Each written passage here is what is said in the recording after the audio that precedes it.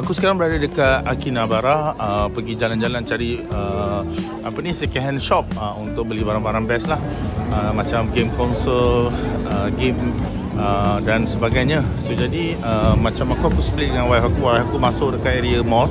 Aku tak minat masuk area mall. So jadi aku masuk dekat area pasar-pasar ni lah. So kepada korang yang nak travel ke Japan without a budget, yang without budget bukan on budget, sebab kat sini memang sangat-sangat mahal. Everything is so expensive. Kalau korang nak dapat hotel under RM150 semalam memang agak susah. Korang kena keluar. Macam aku stay dekat Ginza 2 malam, aku berkata-kata lah. Dan travelling sebab dia punya public transport dia sangat-sangat efficient dan best. Sekiranya kalau korang nak beli apa-apa, Akihabara ni pun best.